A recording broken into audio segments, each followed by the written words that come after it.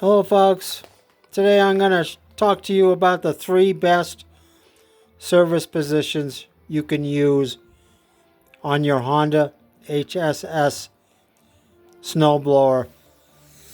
This is Anthony with the only Honda Snowblower channel on YouTube. Today I'm going to show you the 3 best service positions I use on the Honda HSS models.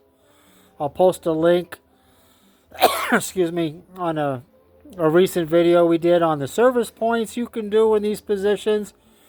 And I also have a special message for all the subscribers and the members of our Facebook group, Honda Snowblower Enthusiasts, at the end. So let's get started. Sorry, it's a cold day. It's making me cough, I'm sorry. Anyways, here's the service positions I use when I'm doing the service. Usually I start with this one. It's called the laid back on the handlebars position. I usually, if you're on a flat surface, you'll probably need a counterweight like I'm using here, this work stool, to keep the machine up.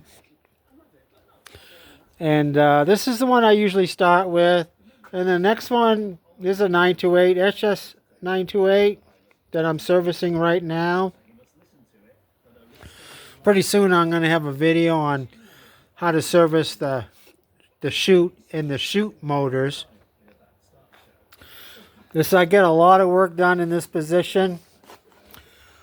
And what I do is I put it on up on the nose. This is a 6x4, I believe. You can use a 4x4. I place it on this and I just make sure it's nice and sturdy. I don't want it to fall over. I don't want it to fall on its side. It's pretty sturdy. Okay, before I go any further, I know people are going to ask me, what do you do before you put them in the service positions? This is the last service position. It's the one that most people use. It's on the ground. You can get a lot done on this in this position. But what I do beforehand is I shut off the gas. The gas is shut off. Honda recommends before you put in these service positions to drain the oil. Now you do this so that you won't hydrolock the engine. We also have another video on how to take an engine out of hydrolock. It's not too difficult. But Honda recommends you not change the oil, you drain the oil so you don't hydrolock the engine. Hydrolock usually means if you got gasoline on or oil in your cylinder and this gets stuck, you can't pull it. So I'm going to show you what I do. If I'm servicing the whole machine, I'll drain the oil and then I'll take the key out and I'll put this on the key. Now I'm nearly 70 years old, so the dementia is definitely settling in. It's very, very easy for me to get distracted, forget that there's no oil in the engine, and I could start the engine and ruin it. So what I do, I take the key out and I'll put this over the key just to remind myself that there's no oil on the engine. But there's another way to do it. This is what I do. I'll shut the gas off. I'll turn the key on and I will start the engine. Put the choke on. This is a 1332 and I will start it.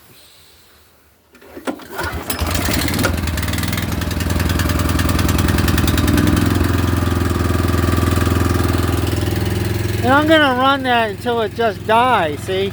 Then you got no gasoline in the carburetor.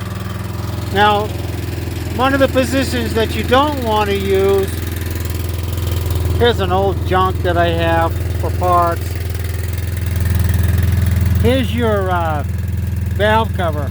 You don't want to tip the machine over on the valve cover side. Otherwise, all the oil's going to drain out of here. So that's one position that you don't use. And I always keep a, for safety reason, I always keep a fire extinguisher. I've got fire extinguishers all over the shop. There's another one over here.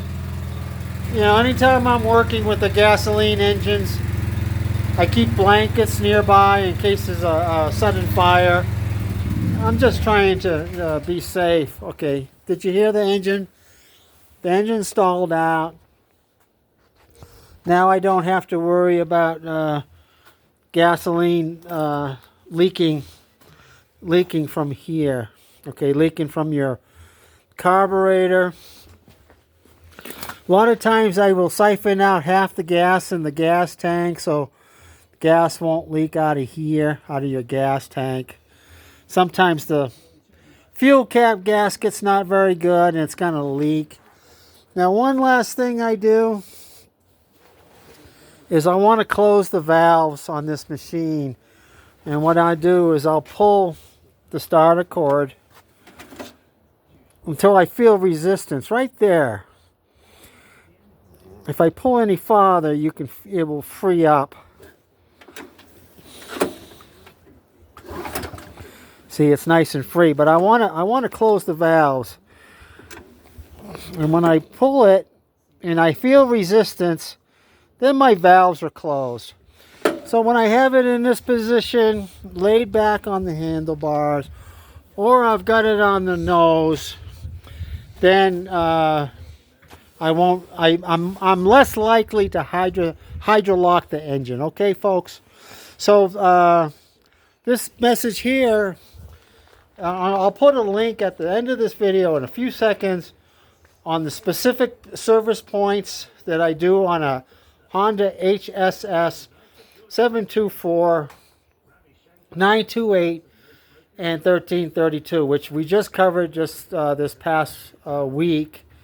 It's in the channel lineup. And what else? I also have a couple service point lubricating your chains on the HSS models and a couple other ones. You can always go in the channel and look to see which videos we have. I want to thank all the subscribers very, very much, and the members of our Facebook group, which is nearing 5,000. Our subscriber numbers are up around 2,500 now, which is really, really cool.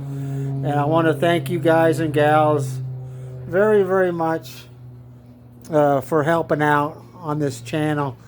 And when I get comments on the Facebook group or the channel thanking me for what I do, and people telling me, they saved hundreds of dollars from watching a video or reading the articles on the Facebook group. That's our whole goal here, is to help you save money on do-it-yourself maintenance and repairs. That's our whole goal. So when I get a comment like that, and I appreciate every comment, I try to reply to every comment.